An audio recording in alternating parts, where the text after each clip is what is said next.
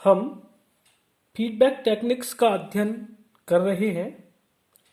पिछले लेक्चर में मैंने आपको 4 प्रकार की फीडबैक टेक्निक्स बताई थी, जिनमें पहला voltage feedback series input circuit, दूसरा वोल्टेज फीडबैक शंट इनपुट, तीसरा करंट फीडबैक सीरीज इनपुट तथा चौथा मेथड या चौथा तरीका current feedback shunt input technique था, जिन्हें ब्लॉक डायग्राम से हमने समझा था। और उसके पश्चात मैंने वोल्टेज और करंट फीडबैक सर्किट्स में पहला सर्किट आपको voltage feedback series input circuit या इमीटर फॉलोअर एम्पलीफायर का किस प्रकार उपयोग किया जाता है तथा इमीटर फॉलोअर एम्पलीफायर में वोल्टेज फीडबैक किस प्रकार होता है, इस फीडबैक से voltage gain, input resistance, output resistance इत्यादि पर क्या प्रभाव पड़ता है तथा इनके मान क्या होते हैं, यह हम अध्ययन कर चुके हैं। आज हम फीडबैक टेक्निक्स में दूसरे प्रकार का परिपथ voltage feedback shunt input circuit का अध्ययन करेंगे। तो voltage feedback shunt input circuit, जिसे हम फिक्स्ड वॉइस एम्पलीफायर भी कहते हैं, इस प्रकार ये आपको दर्शाया गया है इस चित्र के अंदर। इसमें ट्रांजिस्टर के कलेक्टर और बेस, ये ट्रांजिस्टर का कलेक्टर है और ये बेस है, इन दोनों के बीच एक फीडबैक रेजिस्टेंस RF लगाते हैं और इस फीडबैक रेजिस्टेंस से वोल्टेज का शंट विधि द्वारा फीडबैक करा दिया जाता है। इसलिए इस सर्किट को voltage feedback shunt input circuit कहते हैं। फीडबैक प्रिंसिपल का यूज कर इस सर्किट में हम जिस प्रकार पहले वोल्टेज गेन, इनपुट रेजिस्टेंस और आउटपुट रेजिस्टेंस ज्ञात किए थे, उसी प्रकार इस सर्किट के लिए भी ज्ञात कर सकते हैं। यहां हम RF का मान लोड रेजिस्टेंस से बहुत अधिक लेते हैं, जिससे IF अधिक हो। इस एम्पलीफायर सर्किट का या फिक्स्ड बायस एम्पलीफायर सर्किट का H पैरामीटर इक्विवेलेंट परिपथ इस प्रकार खींचा जा सकता है। VS वोल्टेज सोर्स है, RS इसके सीरीज में रेजिस्टेंस है, जिससे II करंट बेस की ओर जा रही है। ये आप H पैरामीटर इक्विवेलेंट से ये रेजिस्टेंस HIE है, जिसके अक्रॉस वोल्टेज VB है और IB करंट बेस से बह रही है। और ये आपका फीडबैक रेजिस्टेंस RF कलेक्टर और बेस के बीच में है और फीडबैक करंट IF बेस को दी जा रही है। और ये आउटपुट पार्ट है सर्किट का, जिसमें ये एक करंट जनरेटर GM VB ही लगा है, जिसके अक्रॉस वोल्टेज रेजिस्टेंस या लोड रेजिस्टेंस RL लगाया गया है और इस RL के अक्रॉस आउटपुट वोल्टेज VO प्राप्त हो रहा है। हम B बिंदु पर यदि किरचॉफ का नियम लगाएं तो II और IF, ये बिंदु B पर दोनों आने वाली धाराएं हैं और इनका योग IB के बराबर होगा। इस प्रकार हम लिख सकते हैं कि II plus IF equal to IB।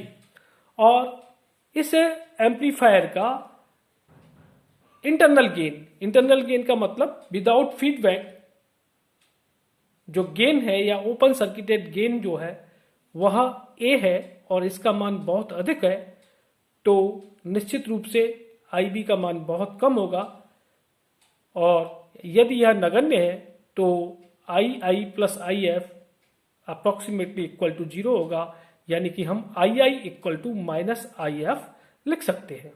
और इस पर्पज से हम देखें तो II equal to VS minus VBE over RS, इसके उक्कल होगा।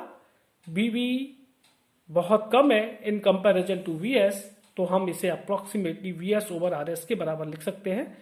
यह II है, तो II equal to VS over RS। उसी प्रकार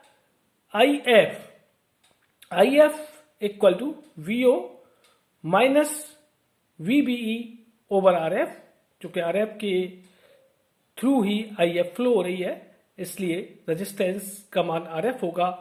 और वही सेम कंडीशंस कि VO काफी ज्यादा है, इसलिए आप IF को VO ओवर RF लिख सकते हैं।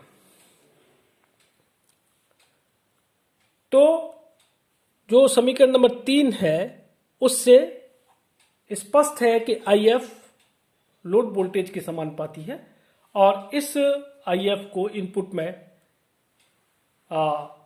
इनपुट के शंट से प्रवेश कराया गया है, इसलिए इसे वोल्टेज शंट सर्किट कहते हैं। अब इनपुट सर्किट से हम देखें तो VBE का मान, दिस इज VBE, ये VBE का मान आपका HIE VS over RS plus HIE के बराबर होगा, और output voltage VO equal to GM VBE और RL, इसके इक्वल होगा। हम VBE का मान अगर इक्वेशन नंबर 5 में लिख दें तो VO equal to minus HFE VS RL over RS plus HIE प्राप्त होगा, चूंकि हम जानते हैं ट्रांजिस्टर के H पैरामीटर थ्योरी से कि GM HIE HFE के इक्वल होता है। इस प्रकार इक्वेशन नंबर 6 से हमें आउटपुट वोल्टेज VO मिल जाएगा।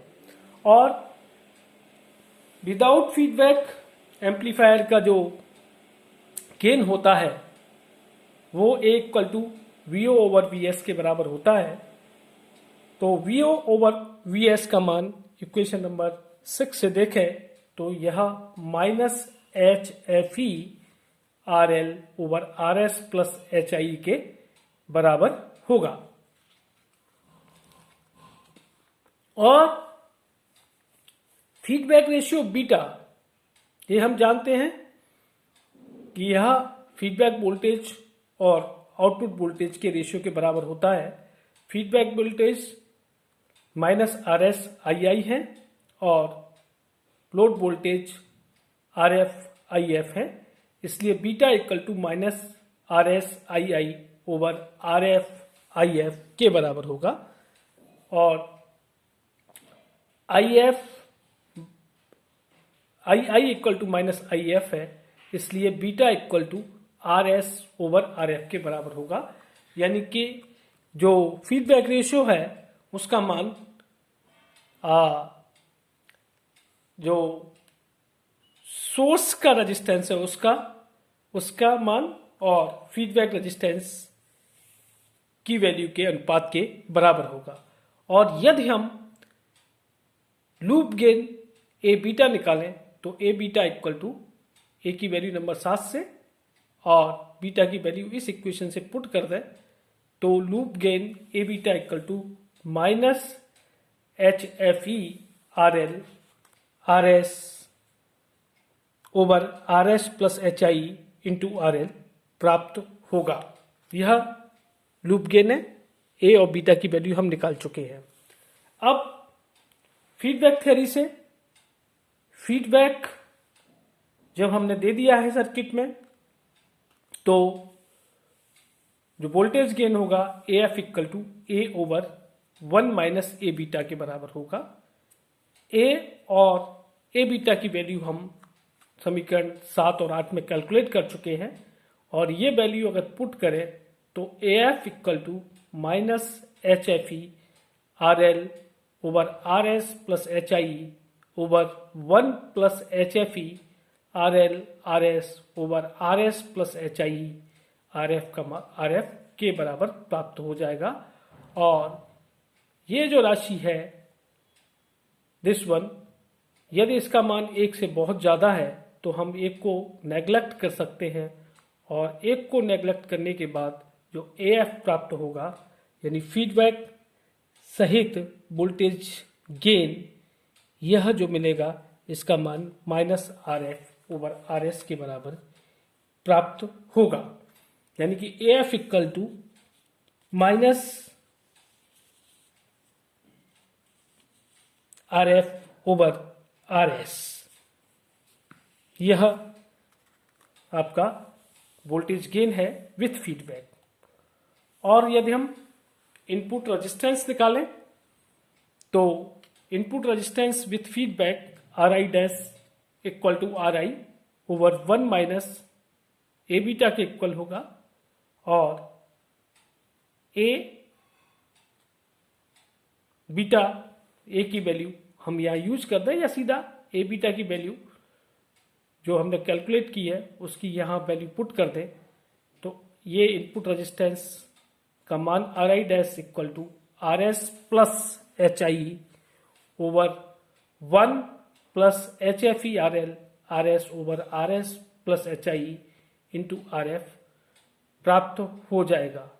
और जब फीडबैक नहीं है तो यानी कि फीडबैक सर्किट आपने ओपन कर रखा है, तो उस स्थिति में RF इक्वल टू इनफाइनाइट है, और जब हमें RI यानी कि इनपुट रेजिस्टेंस जो मिल रहा है उसका मान RS प्लस HIE के बराबर है। फीडबैक अगर परिपथ में नहीं हो तो इसका मतलब फीडबैक को हमने ओपन रख रखा है, उस स्थिति में RF इनफाइनाइट होता है।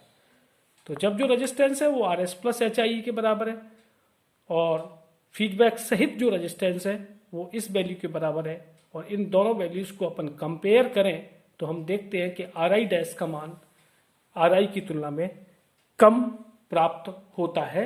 यानी कि फीडबैक से, इस प्रकार के फीडबैक से जो हमने यूज किया है shunt input feedback, voltage feedback shunt input, उस फीडबैक से इनपुट की वैल्यू घट जाती है या कम हो जाती है। और यदि अब हम आउटपुट रेजिस्टेंस निकालना चाहें तो आउटपुट रेजिस्टेंस के लिए फॉर्मूला RO इक्वल टू, ये विदाउट फीडबैक आउटपुट रेजिस्टेंस की वैल्यू है कॉमन इमीटर एम्पलीफायर के लिए, और RO equal to RL over 1 plus HOE RL के बराबर है। सामान्यतः ये जो HOE RL है इसका मान बहुत कम होता है 1 की तुलना में, इसलिए विदाउट फीडबैक केस में जो आउटपुट रेजिस्टेंस है वह लगभग लोड रेजिस्टेंस के बराबर प्राप्त होता है। तो विदाउट फीडबैक आप कह सकते हैं कि लोड रेजिस्टेंस और आउटपुट रेजिस्टेंस दोनों लगभग सेम है, और फीडबैक थ्योरी से output resistance RO dash equal to RO over 1 minus A beta मिलता है जब आपने सर्किट में फीडबैक यूज कर दिया है। तो आउटपुट रेजिस्टेंस निकालने का तरीका हमने बताया था कि आउटपुट टर्मिनल्स को आप ओपन कर दीजिएगा, जिस प्रकार पहले मेथड में हमने पूरा एक्सप्लेन किया था कि ओपन कर दें, और आप सोर्स की तरफ देखें, सोर्स को रिप्लेस कर दें उसके इंटरनल रेजिस्टेंस से या सोर्स रेजिस्टेंस RS से, तब जो रेजिस्टेंस ऑब्जर्व होगा वह रेजिस्टेंस आउटपुट रेजिस्टेंस कहलाता है।